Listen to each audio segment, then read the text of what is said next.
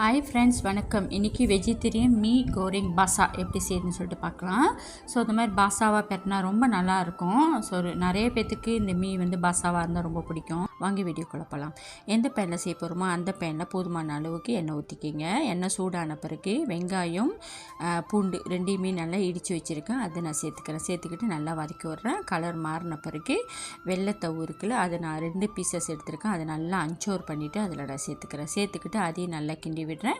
அது நல்லா கலர் மாறின பிறகு நான் இப்போ க்ரீன் சில்லி ஊசி மிளகா ஒரு 3 மிளகா போட்டிருக்கேன். உரப்பு தந்தால போட்டுங்க. அப்புறம் கடுகுக்கீரோட தண்டை சேர்த்துருக்கேன். ஏன்னா சட்டுன்னு வெந்துறதுக்காக நான் அதை சேர்த்துக்கிட்டு கொஞ்சமாக தண்ணி ஊற்றிக்கிறேன். தண்ணி ஊற்றிட்டு அந்த தண்டு பாதிக்கு பாதி வெந்துடும். வெந்த பிறகு நான் சில்லி பேஸ்ட்டு உரப்புக்கு 1.5 டேபிள் ஸ்பூன் சேர்த்துக்கிட்டு அதையும் நல்லா மிக்ஸ் பண்ணி விட்றேன். மிக்ஸ் பண்ணிட்டு கொஞ்சமாக தண்ணி ஊற்றிக்கிறேன். ஸோ அது நல்லா கிண்டி விட்டோமா ஒரு கொதி வந்தோன்னா அந்த மிளகா சாந்த வாசம் போயிடும். அடுத்தது நான் சைவத்தோட ஃபிஷ் கேக் சேர்த்துருக்கேன். ஃபிஷ் பாலும் இருக்குது, சைவத்தோட நிறையா தவுங்க இருக்குது. நீங்கள் எது வேணாலும் நீங்கள் சேர்த்துக்கலாம். சேர்த்துக்கிட்டு மிக்ஸ் பண்ணி விடுங்க. அதுக்கு கிச்சாப் சேர்த்துக்கிறேன்.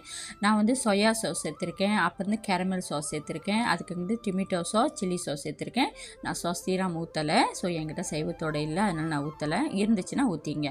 எல்லாத்தையும் ஒன்றா மிக்ஸ் பண்ணி விடுங்க. மிக்ஸ் பண்ணி விட்டு நம்ம அதுக்கு நான் மீ கூனிங் சேர்த்துக்கிறேன். மீ கூனிங் சேர்க்கறதுக்கு முன்னே அந்த மீயை கொஞ்சம் நேரம் சுடுதண்ணில் கழுவிட்டு வடிகட்டிட்டு அப்புறம் சேர்த்துக்கிட்டு கொஞ்சமாக தண்ணி ஊற்றிட்டு உப்பு போதுமான அளவுக்கு உப்பு சேர்த்துட்டு நல்லா மிக்ஸ் பண்ணி விடுங்க. மிக்ஸ் பண்ணி விட்டுட்டு இப்போ நான் அந்த கீரையை சேர்த்துக்கிறேன். ஏன்னா முதல் தண்டு சேர்த்துட்டேன்.